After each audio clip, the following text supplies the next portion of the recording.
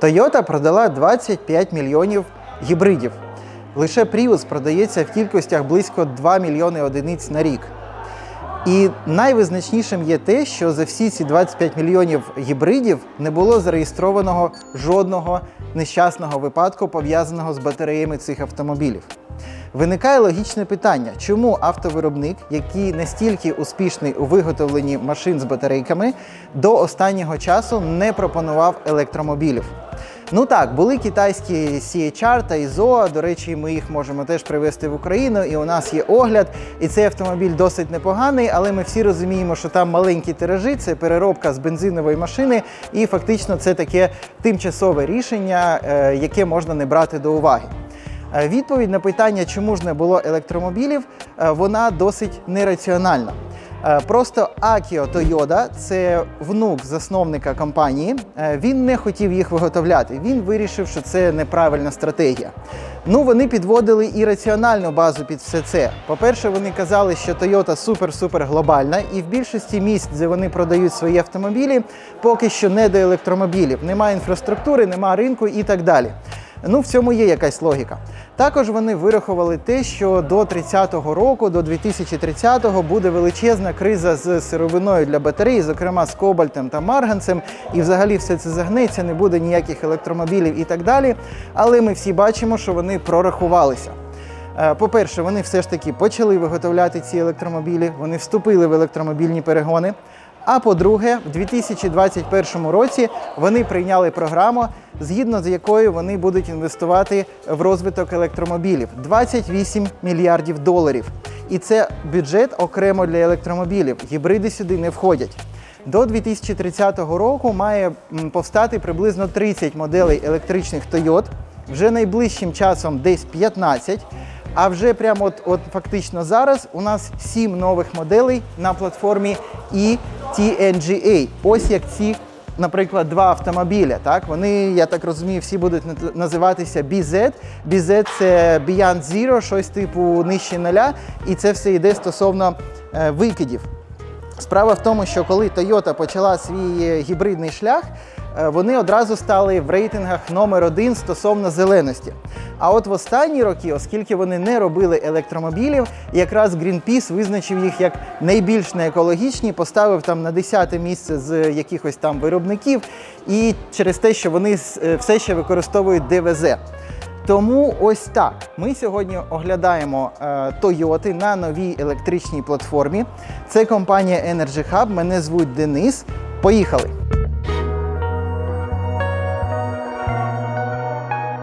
І так, BZ4X і нова платформа e-TNGA, яка розшифровується як Toyota New Global Architecture, а приставка «і» означає, що вона електрична.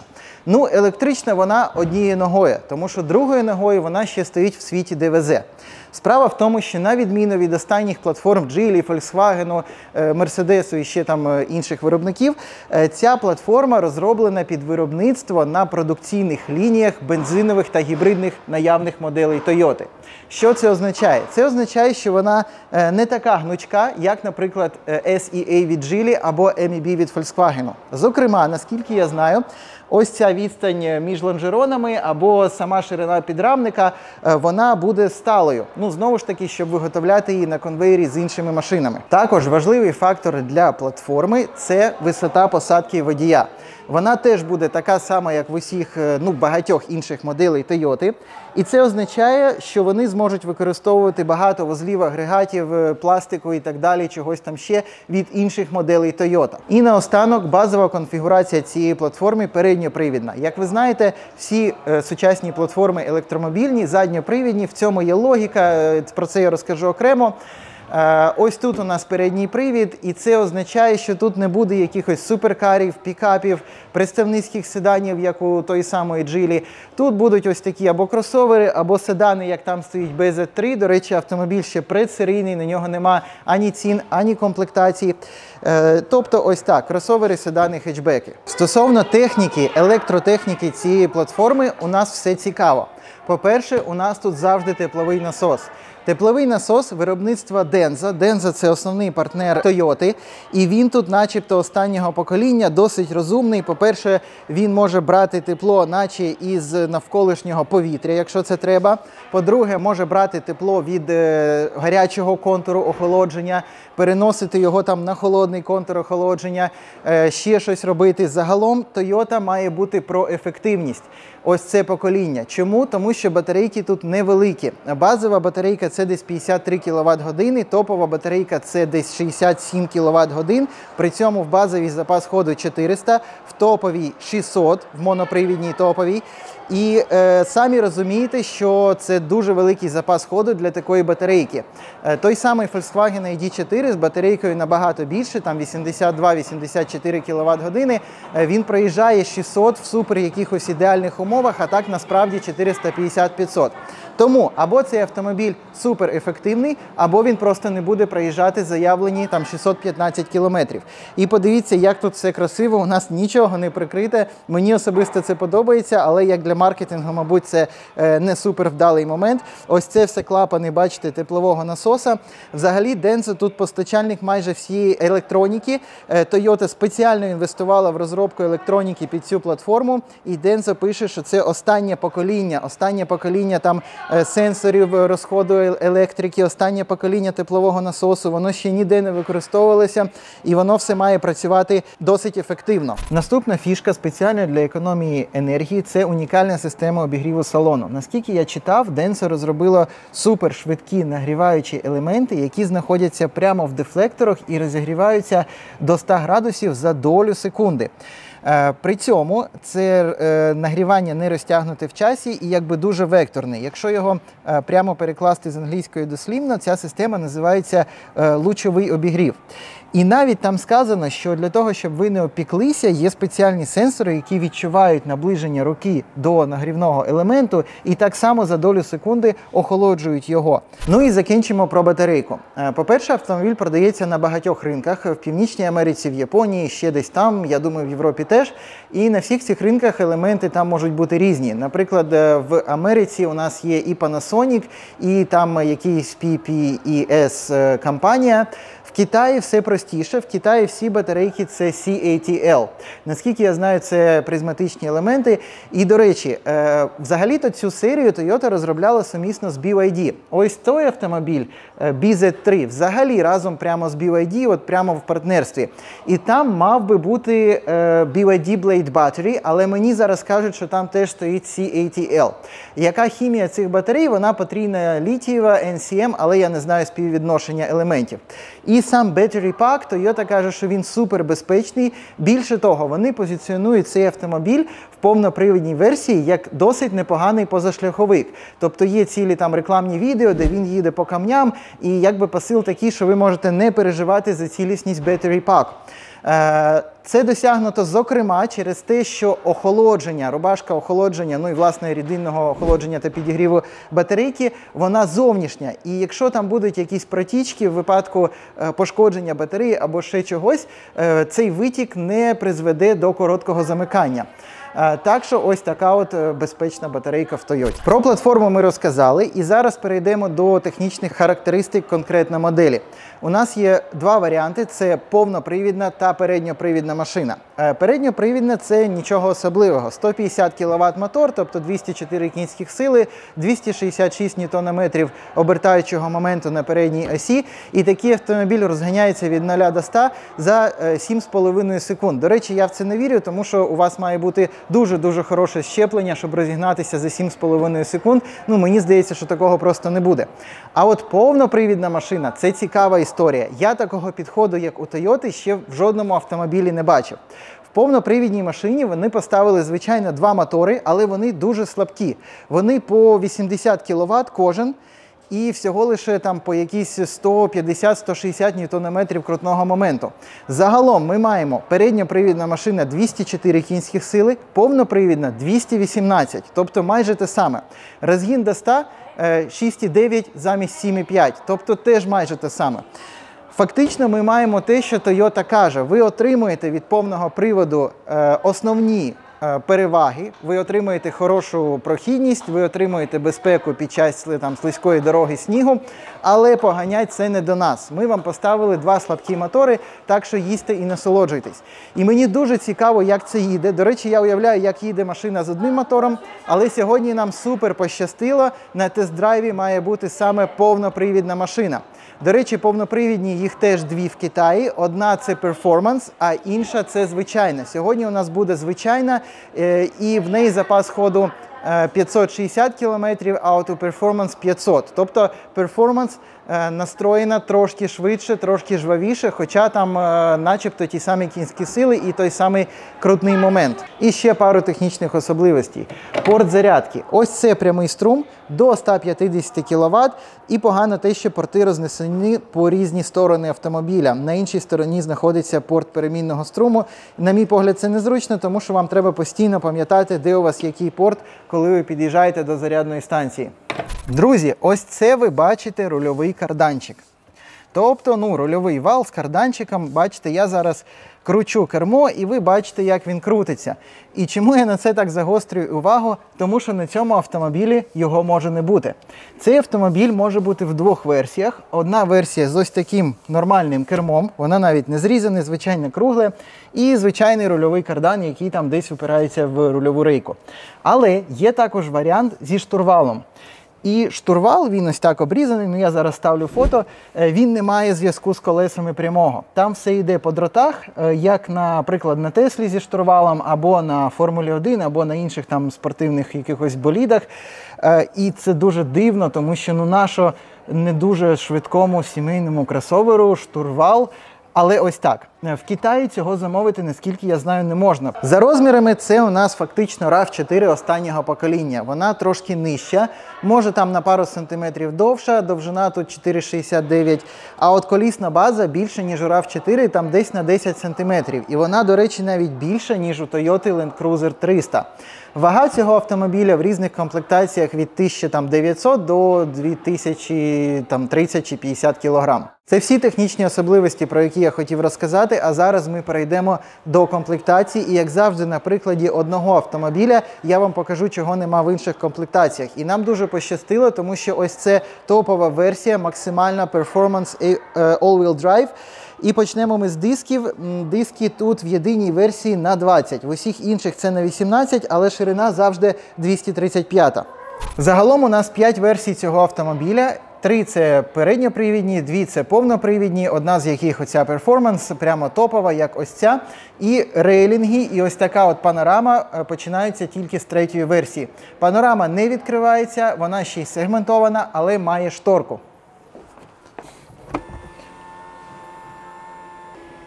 LED передні фари з адаптивним переднім та дальнім світлом. В усіх комплектаціях однакові, матричного світла, з того, що я розумію, тут нема. А ось камери 360 починаються тільки з 3-ї версії в стандарті. В другу версію їх можна дозамовити, але в стандарті їх нема. А от в першій і других версіях в стандарті тільки камера заднього виду. Автомобіль в Китаї за поточним курсом коштує приблизно від 28 500 доларів до приблизно 40 тисяч. І відкриття багажника електричне, ще з індукційним відкриванням ось так ногою, є тільки в ось цій топовій 5-й версії. В інші автомобілі його навіть не можна замовити. Але багажник тут реально величезний. Перейдемо до систем допомоги водію. В усіх версіях у нас автопілот рівня 2, формально. Але в базовій версії нема парктроніку ані ззаду, ані спереду. Там є камера заднього виду. В другій версії можна дозамовити парктронік, його теж нема в стандарті. І далі парктронік вже йде стандартно. В усіх автомобілях адаптивний круїз-контроль і ціла система, цілий комплекс помічників водію. Зокрема, це допомога при зміні полоси руху, тобто вона автоматично може змінювати полосу руху. Зокрема, це система аварійного гальмування, система розпізнавання перешкод і так далі. Але моніторинг сліпих зон – одна з найважливіших, на мій погляд, функцій, одна з тих, що найбільше допомагає в нормальному житті, стандартно є тільки в топовій версії, ось в цій. В 3-й, 4-й версіях його треба дозамовляти, а в 1-й, 2-й його взагалі бути не може. Ось це трошки прикро. Наступні відмінності можна побачити вже тільки в салоні. І почнемо ми з керма. В базовій версії воно просто пластикове, в другій версії можна замовити шкіру, а починаючи з третьої, шкіра в стандарті. І шкіра на кермі в Toyota завжди дуже-дуже якісна, мені вона дуже подобається, м'яка, справжня, і це genuine leather. І обігрів керма в базовій версії недоступний, в другій версії опціональний, починаючи з третьої, він вже є в стандарті. Стосовно матеріалу сидінь, в базовій версії у нас тканина плюс шкіра, в другій версії тканина плюс шкіра, опціонально можна додати ось таку шкіру, і в трьох останніх версіях у нас ось така шкіра. Підігрів сидінь точно за таким самим принципом, в трьох версіях останніх він в базі, в першій не може бути, в другій опціонально. І пам'ять сидінь тільки в топовій ось цій версії і в базі. Дозамовити його де-інде неможливо. Салон, скажімо так, дуже дешевий, при цьому виглядає по-тойотівськи породисто. Якось так. Ось тут у нас оздоблено такою тканиною, яка неприємна на дотик, але виглядає, може, навіть непогано, не знаю. Далі, багато кнопок, безпровідна зарядка тільки в трьох топових версіях. І ще цікаво, ось такі от кнопки, на ці кнопки наче прямо з 80-х, бачите, це підсвітка екрану, ну але зручно, що це окрема кнопка. І зліва у нас блок клавіш, зараз, мабуть, ви його не побачите, але цікаво те, що тут є дві заглушки, хоча це максимальна топова версія, я впевнений, що нічого додаткового тут не може бути. Ну і самі кнопки такі, як просто десь з ринку. Ось так, але воно все на своєму місці, окрім керма. Я навіть не буду міряти, тому що салон дуже широкий, лобове скло дуже велике, огляд супер прекрасний. Ось ці штучки теж додають огляду, на жаль, тільки отут, от бачите, у нас є такий наплив і просто величезні дзеркала, ну, я думаю, що як від Land Cruiser десь вони по розміру. В цілому мені подобається і мультимедіа. У нас є англійська, але, на жаль, мультимедіа, вона дуже повільна. Подивіться. Бачили, коли я нажав, і тільки зараз включилася карта. Вона супер повільна. Якщо ж виключити автомобіль і включити, то вона грузиться секунд 30. Сам дизайн, як ви бачите, теж такий самий, як на CHR, а він вже там застарілий років на 10. Ну, це я трошки не розумію, чому так було зроблено, дуже дивно. Бачите, якість камер, вона хороша, так. І ось такий малюсінький екранчик кондиціонера, теж начебто з 80-х років, причому в 80-х роках у японців там, по-моєму, вже були величезні екрани, проекція на скло. Не знаю, чого вони так роблять. Тим не менш, він логічний, все теж має свою кнопку, ось такі от вони, температура, і є окрема сенсорна кнопка для вимикання обдуву задніх пасажирів. Тобто третьої зони у нас немає, є тільки дві зони спереду і ззаду можна просто вимкнути. Ну, обігрів сидінь, це я вже казав, і обігрів керма. Думаю, що спереду ми закінчили. Задній ряд, я сиджу сам за собою. Місця в довжину тут супер-супер багато. Просто, дуже багато, подивіться. Реально там на рівні кращих представників класу. Підлога високовата, бачите, у мене тут не можна покласти ноги на подушку. Якось так це виглядає. Місця над головою досить небагато, у мене 1,78 м росту. Є обігрів задніх сидінь, які тільки в трьох останніх версіях. І в другій версії він додатково. І бачите, ось це, про що я кажу, цей тойотівський пластик. По-перше, де ви бачили останній раз ось такий от блок, виглядає наче саморобка, по-друге, воно все ось так от люфтить. І воно ніколи не буде скрипити, я вже це повторював, але воно виглядає, так, якби це хтось зробив просто в себе вдома, оце все тут вбудував. Ряд широкий, огляд дуже добрий, є панорама маленька і розділена ось цією штукою. Я не знаю, на що ця штука, вона не для жорсткості, бо вона дуже м'яка, на що її зробили, а там панорама ціла. Тобто ось ця перегородка, вона декоративна. Вона декоративна, може від переворачування, я не знаю. Оце дивно, оце дуже дивно. І тут є підлокотник, дуже простенький, з підстаканниками, без жодних інших функцій, але на своєму місці. І кармашки в сидіннях. В цілому бідненький задній ряд, але є підігрів сидінь. І тут, звичайно, у нас всюди пластик і трошечки шкіри на дверних картах. Багажник. І тут в мене є питання. Я бачу, що це величезний багажник, мабуть 500+, а вони пишуть, що за паспортом 452. Не знаю чому. Друге, оздоблення погане. Оцей ворс поганий, неприємний і такий мілкий, тобто не преміум. поличка сама нормальна, ну фальш-підлога, а тут нічого не оздоблено, бачите? І ось тут от у нас ну, вже таке воно все поцарапане. Ну знову ж таки, ну друзі, в ID4 набагато краще. Далі, є маленький тут простір, бачите, ну і такий, в принципі, навіть якийсь цікавий. Що? Дві? Це, мабуть, від іншої машини. Боксировочна провушена, я думаю, одна має бути. І ось такий балонник, дуже тоненький, дуже смішний, але є. Але нащо відкручувати колесо, якщо у вас нема запаски, я цього не знаю. І десь тут має бути ремкомплект. Ось тут він. О Боже, подивіться. Так, шумоізоляції нема, хоча автомобіль досить тихий, мені здався. Ось тут Repair Kit. І це те, про що я кажу в Тойоті. Бачите, воно все ось таке, воно все з стільних кусків, воно все зроблено максимально дешево, але максимально тривале.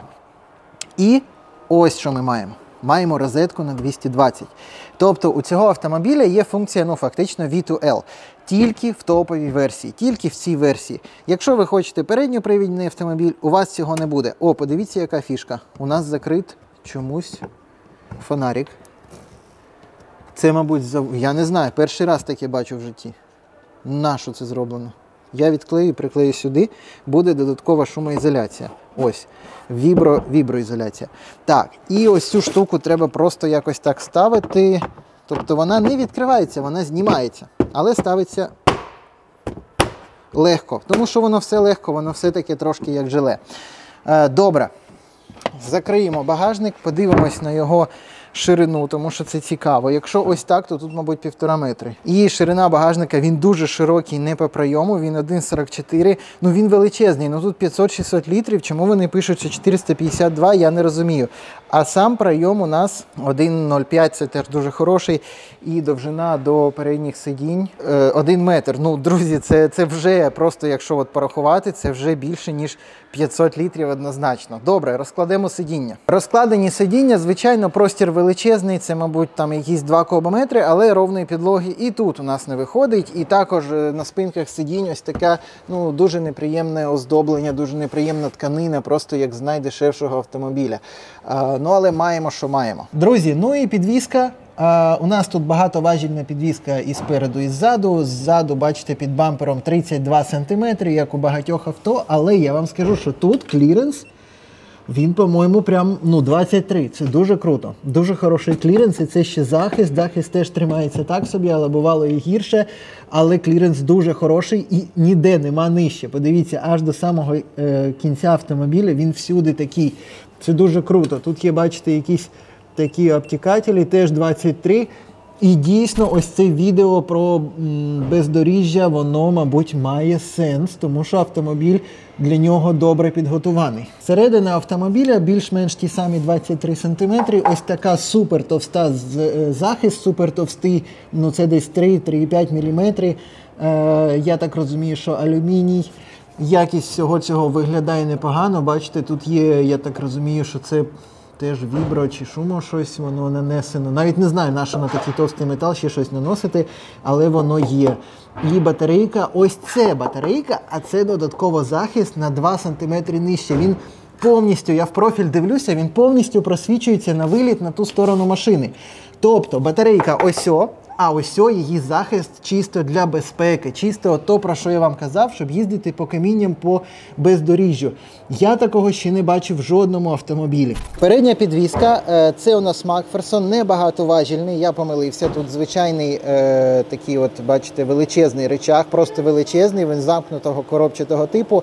Величезні привода, просто здоровенні. Дуже класно отут все оздоблення, дуже таке все якісне. Ось цей підкрилок, він м'який. Ну, за ним буде набиватись, бачите, вже набивається. У автомобіля пробіг, мабуть, 1000, а вже тут набивається. Ну, це то, про що я кажу. Але в іншому все виглядає дуже красиво. Величезні сайлентблоки, шарова на болтах.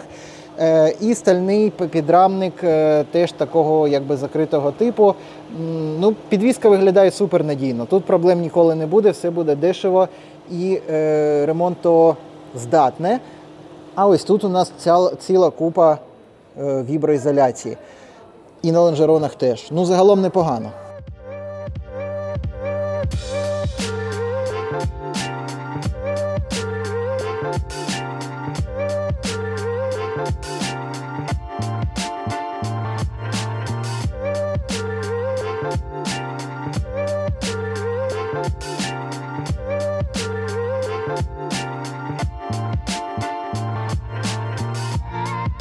Друзі, ми їдемо зараз на повнопривідній Тойоті. І якщо чесно, вона мені вже супер подобається з перших метрів. По-перше, дуже крута посадка. Ну, добре, трошки високовате у нас кермо. Оце я зараз мінімально низько сиджу, до речі, і воно все ж таки трошки низьковате. Кермо хотілося б трошки вище. Це повнопривідна машина, нам дуже пощастило. Я от чесно не вірив, що вона вдасться нам. Два мотори по 80 кВт. І це не ота Performance, це перед топ, 4-та версія з 5. Слухайте, і вона їде, вона крута. Це прям відчувалося навіть на парковці. І навіть з виключеним трекшн-контролем вона може там трошки щось дріфтити, у нас щось там вже вийшло. Коротше, Toyota – це Toyota. Як би ви не любили ось цей там дешевенький пластик, який, до речі, все ж таки не буде ніколи скріпити, який буде триматися купи, так як з заводу там 40 років, хоча і не виглядає супер, і не відчувається супер. Але Toyota – це Toyota. Ви сідаєте, ви відчуваєте цю породу. Те саме відчуття у мене було в CHR і ZOA.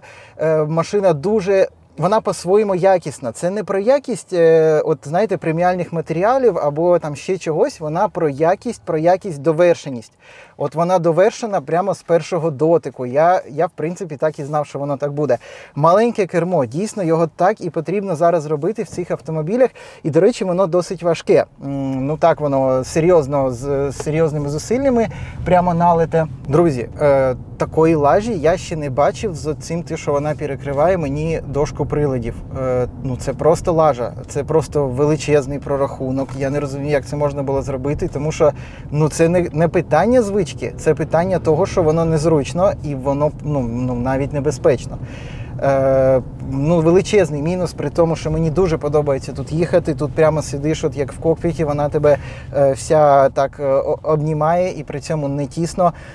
Але подивіться, от камеру зараз на рівень моїх очей, ви бачите, воно все перекриває. Зараз просто менеджер зрозуміє, про що я кажу, і трошки образиться. Далі, ось цей екран, в нього графіка, ну так, якби з 80-х років. Я зараз навіть опущу кермо, щоб було видно, і буду їхати просто так дуже дивно. І дивіться. Але екран дуже функціональний. Ось тут у нас зручно ним керувати, є просто кнопка окрема для зміни режимів, і ви ось так гортаєте, що ви хочете там показати. По-перше, це настройки автопілоту, по-друге, це просто тріп-комп'ютер, причому у нього там є багато функцій, там бачите і моніторинг тиску в шинах, і система повного приводу, про неї окремо, і так далі. Далі у нас є радіо, далі у нас є взагалі екран круїз-контролю, як він буде підтримувати дистанцію і так далі. Це все супер інтуїтивно, просто ну, от з 80-х років такі кнопки, джойстики і так далі. І те, що мені дуже сподобалося, це ось така от шкала, як ви використовуєте енергію. Не в усіх автомобілях вона є, і хоча графіка, повторюсь, з 80-х років, вона все ж таки наглядна. І можна взагалі це вимкнути, тоді у вас буде ось такий основний просто спідометр. Він теж невеличкий, він теж не дуже сучасний, але ось так це виглядає. У нас немає режиму спорт. У нас є або еко, або просто нормальний, і однією кнопкою вимикається стабілізація. Що теж я вважаю круто, тому що от я хочу її вимкнути. Цікаво, наскільки відсотків вона вимикається, на 100 чи не на 100. Керування круїзом у нас є тут і ось тут.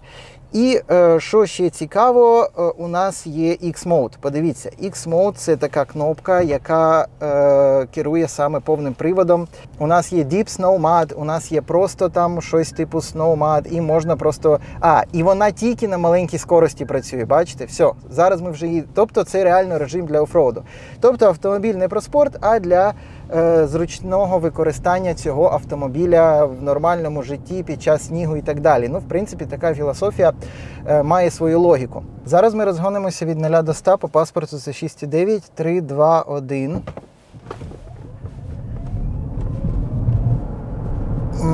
70, 80, 90, 100. Ну і заодно перевірили гальма.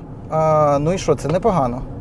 Непогано. І гальма хороші, і в принципі розганяється вона, ну я б не сказав, що це 7 секунд, якісь може 8, ну так за моїми відчуттями, але в принципі непогано. Автомобіль однозначно динамічний. І що от мені подобається, все ж таки це Toyota. Бачите, застаріла мультимедіа, воно таке не супер графіка, звичайно, там китайський автомобіль дешевший, буде цікавіший.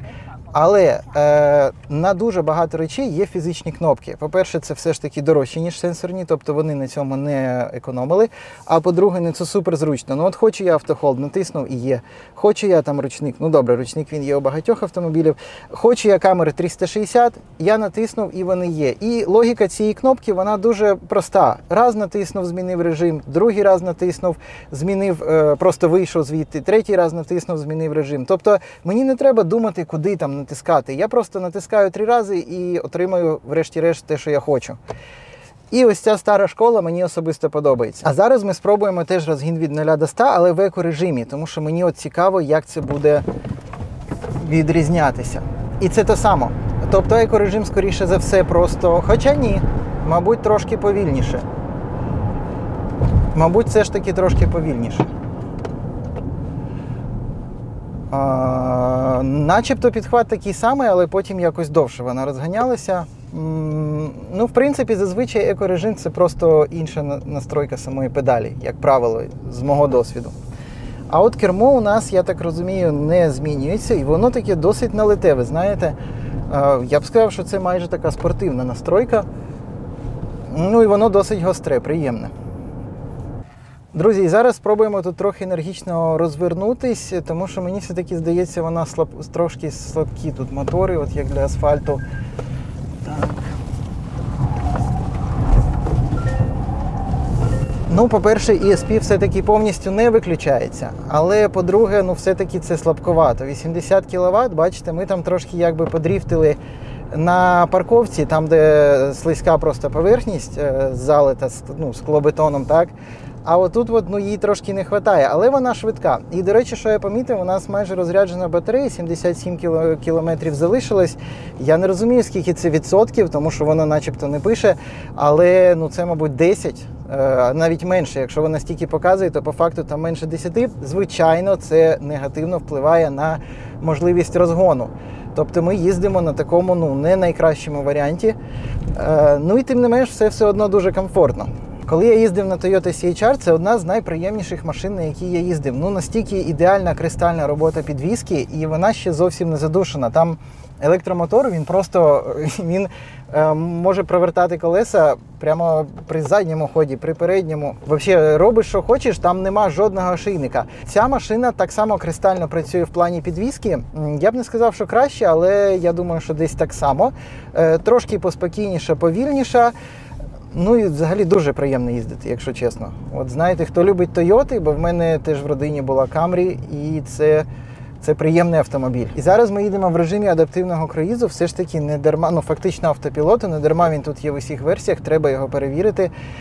І вона навіть на перехресті не виключилася з нього. Так, дуже маленькі показники швидкості, вони прям мікроскопічні, я такого ще не бачив. Ну, побачимо, як вона їде, так? Це прям реально адаптивний круїз. Небезпечний момент, будеш гальмувати. Гальмує. Я нічого не робив. Так, далі їде сама.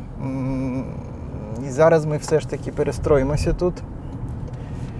І...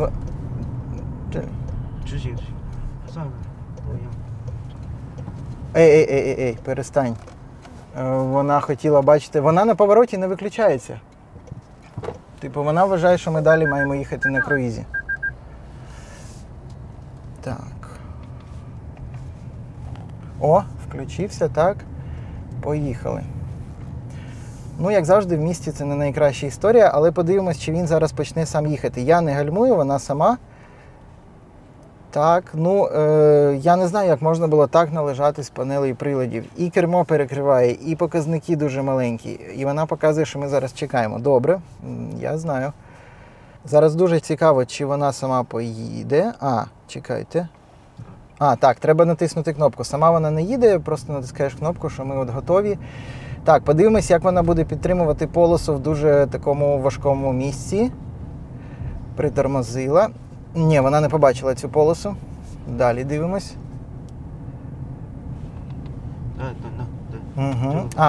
Цей режим був виключений. Добре. Зараз я включив режим підтримки полоси. Швидкість у нас стоїть, я так розумію, 30. Так чи ні? Да, 30, 31. Слухайте, ну, дійсно автоматично сама гальмує. Так, стій. О, молодець. Трошки неделікатно гальмує, можна було б делікатніше.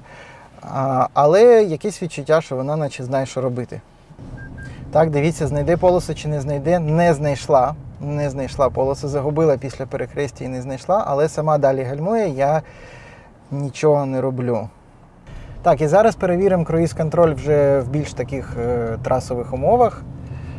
Ось ми вже зараз на ньому, додаємо швидкість. 50 я виставив.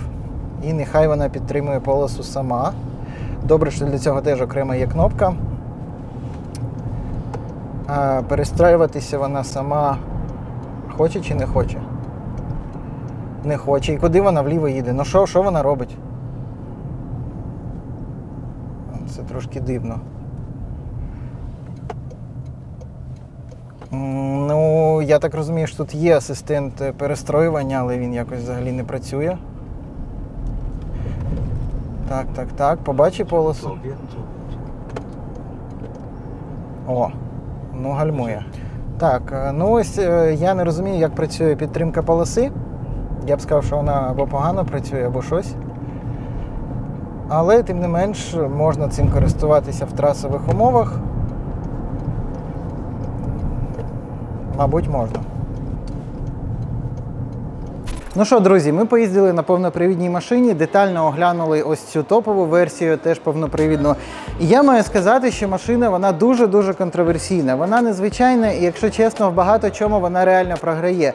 Тут нема цілої купи опцій, таких як масаж, вентиляція, проекція на лобове скло. Вона місцями дуже дешево оздоблена, ну реально дешево, але, мабуть, ті, хто купляє Toyota, вони це їй пробачать. Вона їде начебто непогано, породисто, але є просто жуткі косяки в ергономіки, так, наприклад, як кермо, яке перекриває просто огляд панелі приладів. Вона не супер швидка, але вона начебто реально добре підготовлена до бездоріжжя і, мабуть, це найкращий кросовер для бездоріжжя на сьогодні. Тим більше, що там є оцей X-Mode, який має там добре працювати. Звичайно, ми цього не могли перевірити. Ну і загалом це питання ціни. Наскільки я знаю, ціни на цю машину будуть щось типу на рівні ID4 як по знижкам. І за таку ціну, ну, вона, мабуть, є цікавою. Якщо от порівнювати там з ID4 Pure Plus і тут якась передньопривідна там максимальна версія, мабуть, це буде досить цікаво. Якщо порівнювати з ID4 Prime, він ну, однозначно цікавіший, в ньому більше опцій, він по відчуттям якісніший і так далі. Як завжди, ціни на цей автомобіль ви можете подивитись у нас на сайті.